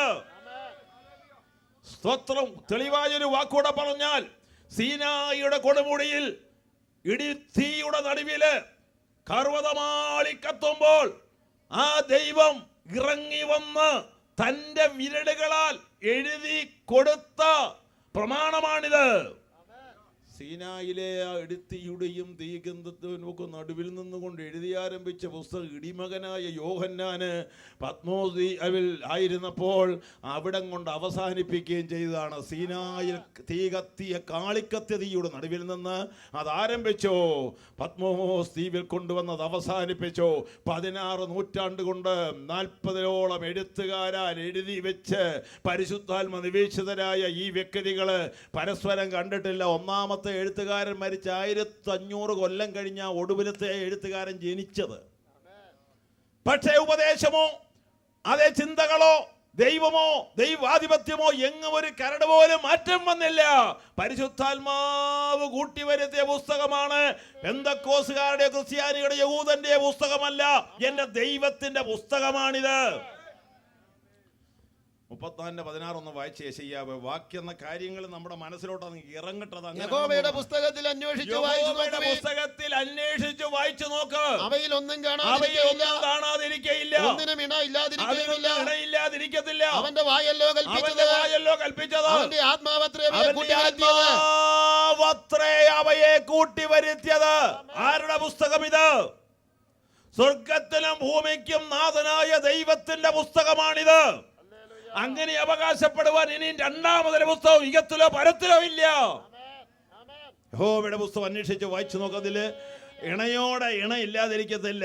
പഴയ നിയമത്തിൽ പറയുന്ന കാര്യം പുതിയ നിയമത്തെ കാര്യം മുഴുവൻ ഇണയുണ്ട്. അത് വരും ദിവസങ്ങളിൽ കേൾക്കാം. ഇതിൻ്റെ ഇണകൾ എന്തൊക്കെയാണെന്ന് അത് തെളിവാക്കാൻ പോകുന്നു. ഇപ്പോൾ അത് പറഞ്ഞതേ ഉള്ളൂ. ഇണയോട് ഇല്ലാതിരിക്കുകയില്ല. ദൈവത്തിന്റെ വായിൽ അരുളിച്ചത്, അവന്റെ ആത്മാവല്ലോ കൂട്ടിവരുത്തിയത്. അവയൊന്നും തെളിവില്ലാത്തതല്ല, എല്ലാം തെളിവുള്ള നിത്യസത്യങ്ങളാക്കിയ ദൈവവചനത്തിനായി സ്തോത്രം. എന്നാൽ നിങ്ങൾ അറിഞ്ഞിട്ടുണ്ടോ അറിഞ്ഞില്ലയോ? ഒരു കാര്യം കൂടെ ഇതിനെക്കുറിച്ച് പറയാം. സീനായിൽ ദൈവം എഴുതി കൊടുത്തയച്ച മോശയുടെ കയ്യിൽ കൊടുത്ത പ്രമാണം 1991-92 ഇറാഖ് യുദ്ധത്തിൻ്റെ ഫലമായി അമേരിക്കക്കാരുടെയും സഖ്യസേനയുടെയും വൻപിച്ച ബോംബ് സ്ഫോടനങ്ങൾ നടന്ന യൂഫ്രട്ടീസ് നദിയുടെയും ദേക്കൽ നദികളുടെയും തീരത്ത് നിന്ന് 100 അടി വരെ ഗർത്തങ്ങളുണ്ടായി. തൽഫലമായി ആഴങ്ങളിൽ കിടന്ന പല വസ്തുക്കൾ ഉപരിതലത്തിൽ വന്നു. ആ കൂട്ടത്തിൽ ഈ 10 കൽപ്പനയും വന്നു. ഈ ശിലാഫലകം വന്നു. അഥവാ ദൈവത്തിൻ്റെ പ്രമാണമെഴുതി ഗുഡ് ന്യൂസ് വരെയുള്ള പത്രങ്ങളിലുണ്ടായിരുന്ന കാര്യമാണ്. ഞാൻ ആദ്യം അത് ഗുഡ് ന്യൂസിൽ നിന്നും വായിച്ചു. പക്ഷേ ഈ കാര്യങ്ങളെക്കുറിച്ച് കൂടുതൽ പിന്നെ പഠിക്കുവാൻ ഈ കല്ല് അമേരിക്കയെ കൊണ്ട് പരിശോധിക്കുമ്പോൾ 10 കമാൻഡ്മെൻറ്റ്സ് അഥവാ 10 കൽപ്പനയുടെ കല്ല് അമേരിക്കയെ കൊണ്ട് റിസർച്ച് ചെയ്യുമ്പോൾ ഞാൻ TV കൂടെ പലവട്ടം അതിനെക്കുറിച്ച് പലയിടത്ത് അത് റിസർച്ച് ചെയ്യുന്നത് കണ്ടു. ചുരുക്കി അങ്ങ് പറയട്ടെ, ഒരു വാചകത്തിൽ അവിടെ നിന്ന് ഇസ്രായേലിനോട് ബന്ധപ്പെട്ട പല സ്മാരകങ്ങളും ഈ യൂഫ്രട്ടീസ് നദീതടങ്ങളിൽ നിന്ന് ബോംബ് സ്ഫോടനത്താൽ ആഴങ്ങളിൽ നിന്ന് ഉപരിതലത്തിൽ വന്നത് എടുത്തിട്ടുണ്ട്. അതിലൊന്നാണിത്. ഇതെങ്ങനെ അവിടെ വന്നു? അതൊരു വിശേഷപ്പെട്ട കാര്യം. ഇപ്പോൾ അവിടെ അല്ലല്ലോ എഴുതി കൊടുത്തത് അത് മോശയ്ക്കാണ്. അത് സമാന കൂടാരത്തിലിരുന്നു. അത് ശലോമോന്റെ ദൈവാലയത്തിൽ വെച്ചു. അത് യെരൂശലേം ദൈവാലയത്തിൽ കൊണ്ടുവന്നു. ഇങ്ങനെ പല കാലഘട്ടങ്ങളിലൂടെ ഇത് മാറി മാറി വന്നു എന്നുള്ള ചരിത്രമുണ്ടല്ലോ. എങ്കിൽ ഇതെങ്ങനെ വന്നു? ദൈവവചന നെബൂഖദ്നേസറിൻ്റെ യെരൂശലേം ആക്രമണത്തിൽ പൊന്നും വെള്ളിയും കൂമ്പാരങ്ങളെല്ലാം കൊണ്ടുപോയപ്പോൾ അവിടെ നിന്ന് ഒരു കാര്യം ശ്രദ്ധിക്കണം, ഈ കല്ലിനൊന്നും അവർക്ക് വലിയ കാര്യമില്ല എന്ന ദൈവവചന സ്നേഹികളായ അത് യഹൂദന്മാരെ അവിടുന്ന് പ്രവാസികളായി പോയപ്പോൾ ബാബേൽ നദിയുടെ തീരത്താണ് 137 സങ്കീർത്തനത്തിൽ അവരെ ബന്ധിച്ച് കൊണ്ടുവന്നതും കൂടാരം മടിച്ചവർ പച്ചക്കാട്ടിൽ അവിടെ കിടന്നതും വെളിം പ്രദേശത്ത് അവർ പാർത്തതുമായി ചരിത്രം 137 സങ്കീർത്തനത്തിലുണ്ട്. അവിടെ കിടന്ന കാലത്ത് മ്യൂസിക്കൽ ഇൻസ്ട്രുമെൻ്റ് എല്ലാം മരത്തെ കെട്ടിത്തൂക്കിയിട്ടെന്നും അവിടെ എഴുതിയിട്ടുണ്ട്. ഇസ്രായേൽ ജനത്തിൻ്റെ പാട്ടുപാടി ദൈവത്തെ സ്തുതിക്കാൻ കൊണ്ടുപോയതാണ്. പക്ഷേ അവിടെ ചെന്നപ്പോൾ മനസ്സിലായി പാട്ടൊന്നും നടക്കുകയില്ല. പിന്നെ കണ്ണുനീരും കയ്യുമാണ്. അവിടെ നിന്ന് കരഞ്ഞെന്നാണ് എഴുതിയിരിക്കുന്നത്. സന്തോഷമുള്ളവരെ പാട്ട് പാടുകയുള്ളല്ലോ. അവിടെ നിന്ന് കരഞ്ഞു. അപ്പോൾ ബാബേൽക്കാരെ പാട്ട് കേൾക്കാൻ വന്നു. അവരോട് പറഞ്ഞു, പാട്ട് പാടാൻ പറഞ്ഞു. അവർ പാടിയില്ല. യഹോവയുടെ സ്നേഹിത വന്യദേശത്ത് പാടാൻ പറ്റുകയില്ലെന്ന് അന്നേരമോ പഠിച്ചതും. ചെതൽ പിടിക്കുന്നത് മുഴുവൻ മരത്തെ കെട്ടിത്തൂക്കിയിട്ടു. ചെതൽ പിടിക്കാത്തതെല്ലാം മണ്ണി കുഴിച്ചിട്ടു. ചെതൽ പിടിക്കാത്തതാണ് ഈ ഫലകം, അത് കല്ലുകൊണ്ടുള്ളതാണ്. എന്നാൽ മരത്തെ കെട്ടിയിട്ടതേ മനുഷ്യൻ കണ്ടുള്ളൂ, അതേ മണ്ണിൽ കുഴിച്ചിട്ടത് കണ്ടില്ല. ആ തലമുറ മരിച്ചുപോയി. പിന്നത്തെ തലമുറയാണ് പ്രവാസിയിൽ നിന്ന് മടങ്ങി വന്നത്. അത് കുഴിച്ചിട്ടതൊന്നും എടുത്തുകൊണ്ട് വരാൻ അവർക്ക് കഴിഞ്ഞില്ലെങ്കിൽ ദൈവത്തിൻ്റെ സത്യം ഇവിടെ കിടന്നാലും ഉയർത്തെഴുന്നേൽപ്പിൻ്റെ ശക്തി അതിനുണ്ടെന്നുള്ളതിൻ്റെ വ്യക്തമായ തെളിവാണിത്. ആ യുദ്ധത്തിൻ്റെ ഫലമായി ആ ബോംബ് സ്ഫോടനത്തിലൂടെ പല വസ്തുക്കൾ തിരിച്ച് സ്മാരകമായി കിട്ടിയെങ്കിൽ ഇതും കിട്ടി. അത് ആദ്യം കൊണ്ടുവന്ന് ബ്രിട്ടീഷ് മ്യൂസിയത്തിൽ കൊണ്ടുവന്ന് കാഴ്ചവെച്ചവർ റിസർച്ച് ചെയ്തു. അവിടുന്ന് അമേരിക്കയിൽ ആദ്യം ന്യൂജേഴ്സി കൊണ്ടുവന്നു. പിന്നെ അത് കാലിഫോർണിയ, ചിക്കാഗോ തുടങ്ങിയ സ്ഥലങ്ങളിൽ റിസർച്ച് ചെയ്തു. ഇങ്ങനെയാണ് അതിൻ്റെ റിപ്പോർട്ട് ശാസ്ത്രജ്ഞന്മാർ തന്നിരിക്കുന്നത്. അതിൻ്റെ അരികുപണി അതിവിചിത്രമാണ്. അതിലെ എഴുത്തുകൾ അസാധാരണമാണ്. ഇന്നത്തെ ഇസ്രയേലിൻ്റെ ആധുനിക സാങ്കേതിക വിദ്യയെ വെല്ലുന്നതായ പ്രത്യേക സാങ്കേതിക വിദ്യ കൊണ്ടാണ് ആ കല്ലിൽ ഈ അക്ഷരങ്ങൾ എഴുതിയിരിക്കുന്നതും അരികുപണി നടത്തിയതും. ഇന്നത്തെ ഇസ്രായേലിൻ്റെയും ലോകത്തിൻ്റെ സാങ്കേതിക വിദ്യകളെ അതിജീവിക്കത്തക്ക ഒരു തരം പ്രത്യേക രശ്മിയാണ് ആ പലകയിൽ എഴുതിയത്. ആ പലകയുടെ അരിപണിയും അത്ര വിചിത്രമാണെന്ന് എഴുതണമെങ്കിൽ ആ രശ്മി ഏതാണ്? അതാണ് ജീവനുള്ള ദൈവത്തിൻ്റെ കൈവിരലുകൾ. ആ ദൈവ തേജസ്സിൻ്റെ നിറവില് ആ എഴുത്തെഴുതിയത് അവൻ്റെ തേജസ്സിൻ്റെ കിരണങ്ങളാണ്. അത് മായാ മുദ്രയാണ്. അത് ലോകം പോലും വരവ് വെക്കത്തക്കതാണ്. ആകയാൽ ആകാശഭൂമികൾ മാറിപ്പോയാലും അവന്റെ വചനത്തിൽ നിന്ന് ഒരു വള്ളിയോ ഒരു പുള്ളിയോ മാറ്റപ്പെടുകയില്ല എന്നുള്ള ദൈവ സത്യം ഓർത്ത് നമുക്ക് ദൈവത്തെ സ്തുതിക്കാം. Price the Lord. അപ്പോൾ ദൈവവചനം സത്യമാണ്. അത് സ്വർഗത്തിൽ നിന്ന് കൊണ്ടുവന്നതാണ്. അതിൻ്റെ പേര് യഹോവയുടെ പുസ്തകമെന്നാണ്. ഒന്നുകൂടെ പറഞ്ഞാൽ സത്യഗ്രന്ഥമെന്നാണ്. നിങ്ങളുടെ കയ്യിലിരിക്കുന്ന പുസ്തകത്തിൻ്റെ പുറംതാളിലെ പേരെന്താ? എൻ്റെ കയ്യിലിരിക്കുന്ന മലയാളം പുസ്തകം, അത് വെച്ച് പറയാം. നിങ്ങളുടെയും ഇരിക്കുന്ന പുസ്തകത്തിൻ്റെ പുറംതാള് സത്യഗ്രന്ഥമെന്നാണ്. അതിൻ്റെ അർത്ഥം യഹൂദനിട്ടതാണോ ഈ പേര്? ക്രിസ്ത്യാനി ഇട്ടതാണോ ഈ പേര്? ബൈബിൾ സൊസൈറ്റി ഇട്ടതാണോ ഈ പേര്?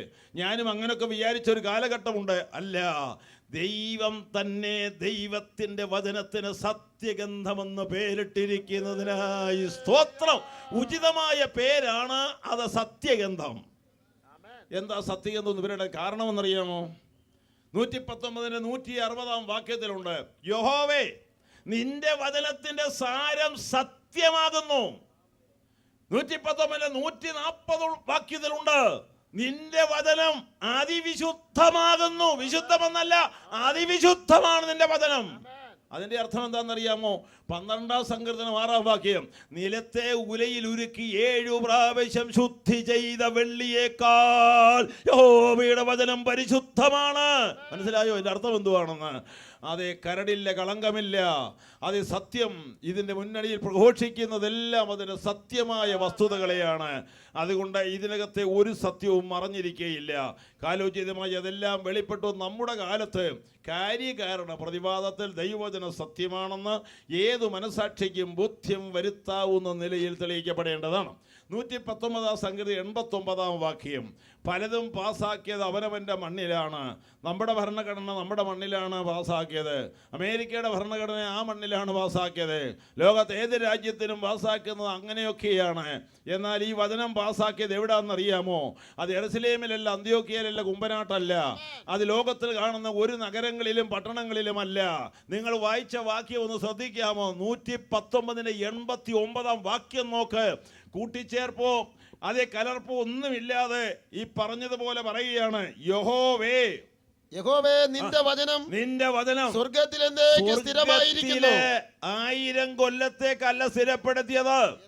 പല കാര്യങ്ങളും 5 കൊല്ലം 3 കൊല്ലം 10 കൊല്ലം പരിമിത കാലത്തും ചെയ്തപ്പോൾ ഭൂമിയിലെ ഭരണഘടനകൾക്ക് കാലാനുസൃതമായി മാറ്റം വരുമ്പോൾ ആകാശവും ഭൂമിയും മാറിപ്പോയാലും മാറ്റമില്ലാത്ത ദൈവത്തിന്റെ വചനം, മാറ്റമില്ലാത്ത ദൈവം, മാറ്റമില്ലാത്ത സ്വർഗ്ഗത്തിൽ, ഭൂമിയിലല്ല സ്വർഗ്ഗത്തിൽ അതെന്നുമെന്നേക്ക് സ്ഥിരപ്പെടുത്തിയതിനായി സ്തോത്രം.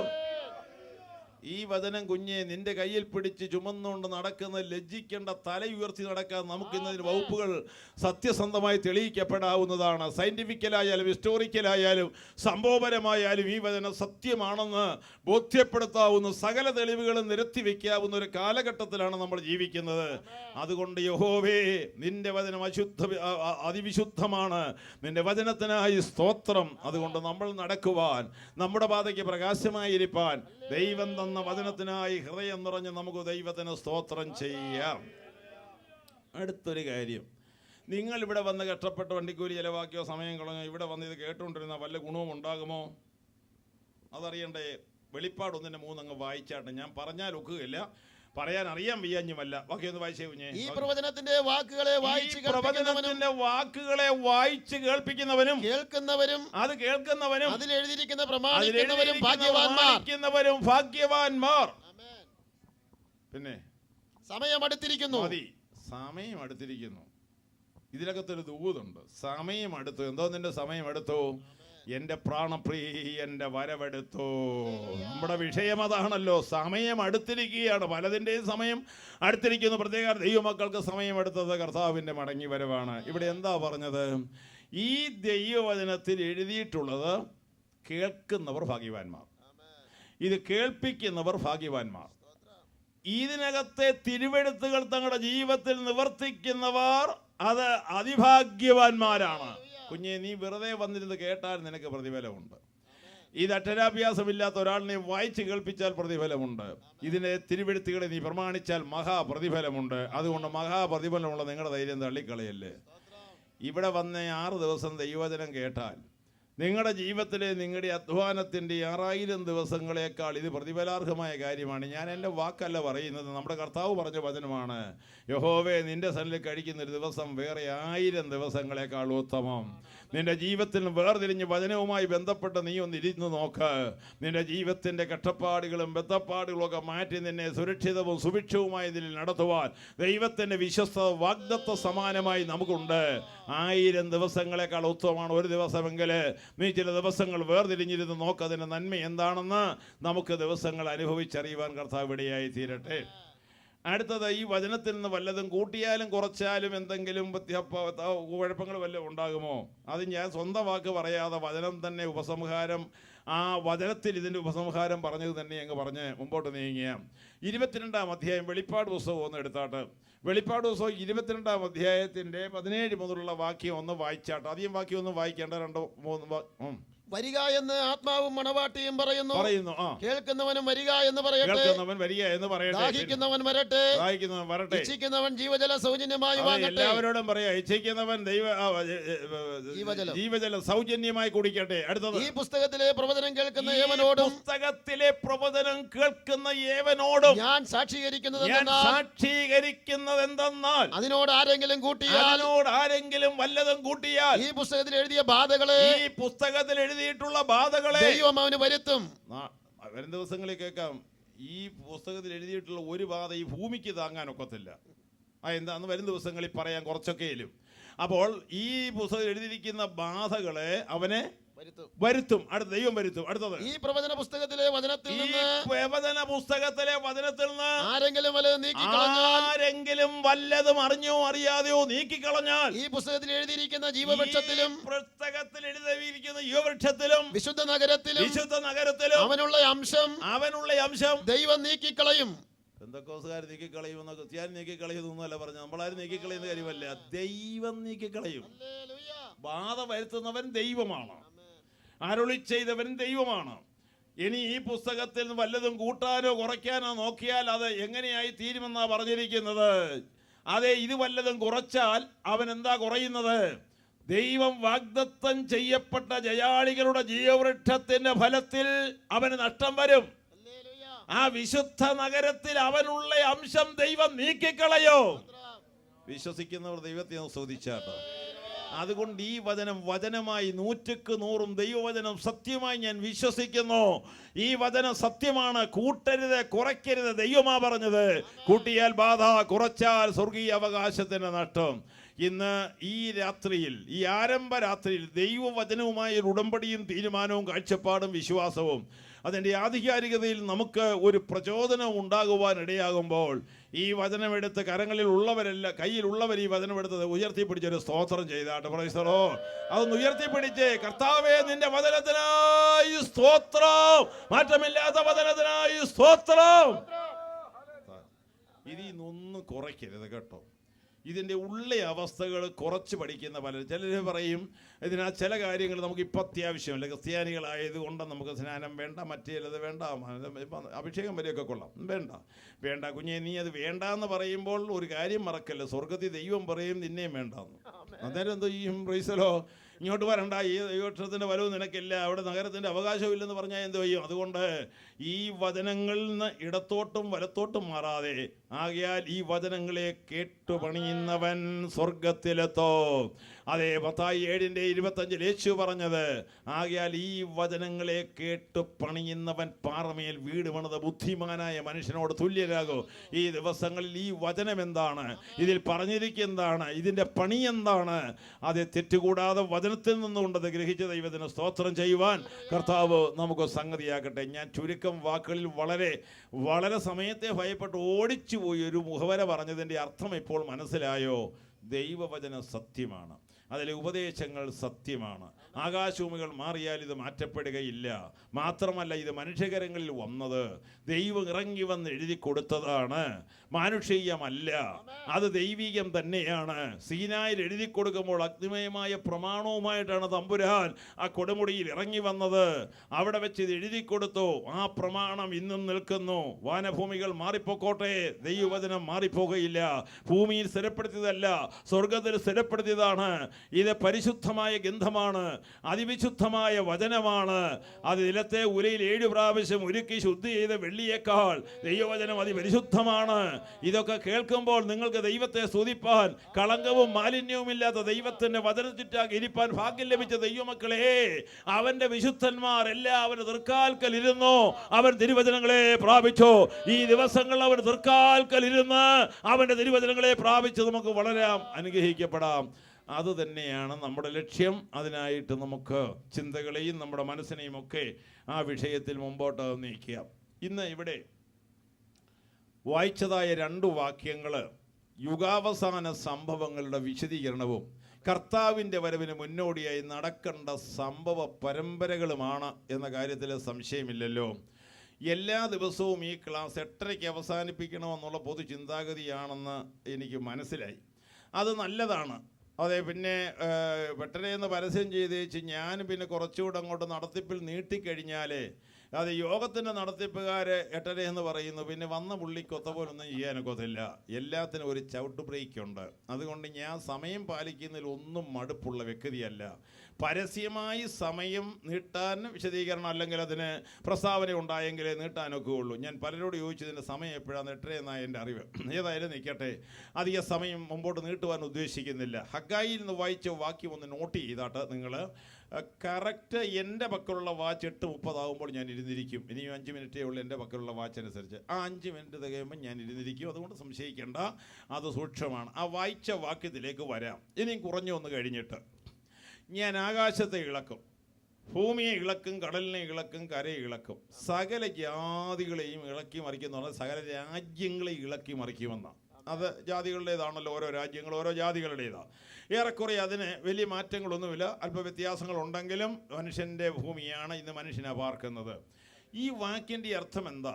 ഈ വാചകം വേദപുസ്തകത്തിൽ നിന്ന് നമ്മൾ പഠിക്കുമ്പോൾ, ഗ്രഹിക്കുമ്പോൾ അതിന് യോഗ്യമായിട്ടാണോ ഇന്ന് ഈ ലോകം പോകുന്നത്? ഞാനൊരു ചോദ്യം നിങ്ങളോട് ചോദിക്കുന്നു. നാം അധിവസിക്കുന്ന ഭാരതഭൂമിയുടെ ഇന്നത്തെ സ്ഥിതി എന്താ? ഇന്നത്തെ ഇതിൻ്റെ ഇളക്കം മറിച്ചിലുകൾ പിടിച്ചു നിർത്തുവാൻ ആർക്ക് കഴിയും? നമ്മുടെ കാശ്മീർ മുതൽ അതിൻ്റെ അതിർത്തികൾ നാനാഭാഗങ്ങൾ, കൊച്ചു കേരളം വരെ നോക്ക്. ഇളകുന്നതാണോ ഉറയ്ക്കുന്നതാണോ? ഇളക്കമില്ലാത്തത് ഇനിയും ഇവിടെ എവിടെയാണ്? നിങ്ങളൊന്ന് ചിന്തിച്ചാൽ മതി. നമ്മുടെ സ്വന്തം ഭാരതഭൂമി പോലെ ഇളകി മറിഞ്ഞിരിക്കുക സ്ഫോടനങ്ങളാലും ജാതീയമായ അന്തഛിദ്രങ്ങളാലും വർഗീയ കലാപങ്ങളാലും കലുഷിതമായ അന്തരീക്ഷം കൊണ്ട് നമ്മുടെ രാജ്യം അത്രയും സമാധാനമായി നിന്ന കേരളത്തിൽ പോലും ഭീകരതയുടെ വിളയാട്ടം നടക്കുമ്പോൾ ഇനിയും ഇളകിയില്ലെന്ന് പറയാൻ ഇതിനകത്ത് ആരെങ്കിലും തയ്യാറാകുമോ എന്നുള്ള കാര്യമാണ് ഞാൻ ചോദിക്കുന്നത്. ഇല്ല, ഇവിടെ കൊണ്ടങ്ങ് നിൽക്കാൻ പോകുന്നില്ല. ഇത് എവിടോട്ട് നീങ്ങുമെന്നുള്ള കാര്യം കൂടെ വരും ദിവസങ്ങളിൽ വ്യക്തമാക്കി തരാം. പിന്നെ നമ്മുടെ അയൽ രാജ്യങ്ങളുടെ സ്ഥിതി എന്താ? സിലോണിൽ എങ്ങനെ ഇരിക്കുന്നു? ഇളക്കം വല്ലതും ഉണ്ടോ? നരവേട്ടയല്ലേ അവിടെ നടക്കുന്നത്? വല്ലോ അതിൽ കുറഞ്ഞ വാക്ക് പറയാനുണ്ടോ?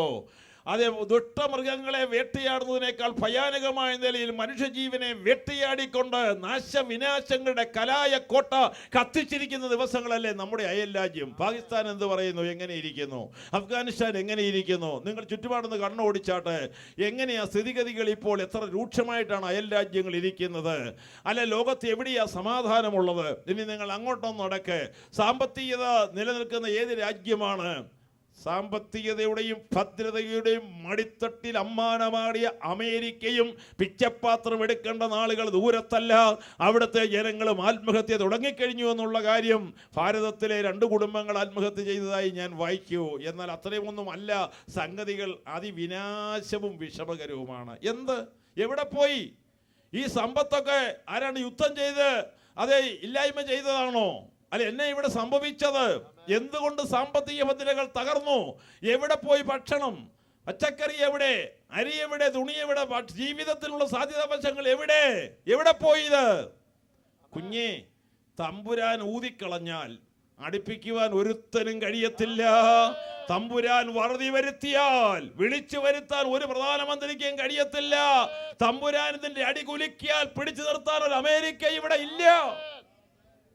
എന്താ സ്ഥിതിഗതികളുടെ നാളത്തെ ഗതി എന്താണെന്ന് ദൈവവചനവും അതിലെ പ്രവചനങ്ങളും തിരുവെഴുത്തുകളുടെ അതിൻ്റെ നിവൃത്തികളുമായി നമുക്ക് മുൻപോട്ട് നീങ്ങുമ്പോൾ ആകാശഭൂമി മാറിപ്പോകും, പക്ഷേ തൻ്റെ തിരുവെഴുത്തുകൾ മാറ്റം വരികയില്ല. ഈ വ്യതിയാനങ്ങളെല്ലാം ദൈവവചനത്തിൽ മുന്നമേ അരുളി ചെയ്തത് ഇപ്പോൾ നിവർത്തിക്കാൻ തുടങ്ങി. ഈ കുഴച്ചിലൊന്നും ആരും പിടിച്ചു നിർത്തുകയില്ല. ഇത് അതിരൂക്ഷമായി മുൻപോട്ട് പോകും. കുടിവെള്ളം വരെ പ്രശ്നമാകും. ഭക്ഷണവും മനുഷ്യന്റെ സമാധാനവും ഒക്കെ വേട്ടയാടി മാറ്റപ്പെടും. എന്നാൽ അത്യുന്നതങ്ങളിൽ ദൈവത്തിന് മഹത്വം, ഭൂമി ദൈവപ്രസാദമുള്ള മനുഷ്യർക്ക് സമാധാനം. രാത്രികാലം ഈ പ്രസംഗം ഞാൻ ഈ ദൂത് ഇവിടെ അവസാനിപ്പിക്കുകയാണ്. ആ ശുഭകരമായ വാക്കോടുകൂടെ ആ വചനത്തോട് ഞാൻ ഇവിടെ നിർത്തട്ടെ. അത്യുന്നതങ്ങളിൽ ദൈവത്തിന് മഹത്വം, ഭൂമിയിൽ ദൈവപ്രസാദമുള്ള മനുഷ്യർക്ക് സമാധാനം. കർത്താവായ യേശുക്രിസ്തു സമൂഹാന്തരം ദൈവപ്രസാദം പ്രാപിച്ച ദൈവമക്കളെ, ലോകം സമാധാനമില്ലാതെ വരക്കം പായുമ്പോൾ യേശുക്രിസ്തുവിൽ കൂടെ സമാധാനം പ്രാപിച്ചവർ ആ കരമുയർത്തി ദൈവത്തിന്റെ സ്തോത്രം ചെയ്ത് ദൈവത്തെ മഹത്വപ്പെടുത്തട്ടെ. കർത്താവ് നിങ്ങളെ അനുഗ്രഹിക്കട്ടെ. ഞാൻ ഇപ്പോഴത്തെ വചനശൂട്ടി അവസാനിപ്പിക്കുന്നു. നാളെ മുതൽ നേരത്തെ വചനശൂട്ടി ആരംഭിക്കുമെന്ന് ദൈവദാസൻ പറഞ്ഞല്ലോ. അങ്ങനെ നടക്കട്ടെ. ദൈവമക്കൾ താല്പര്യത്തോടും പ്രാർത്ഥനയോടും കൂടെ കടന്നു വരണം. ദൈവം നിങ്ങളെ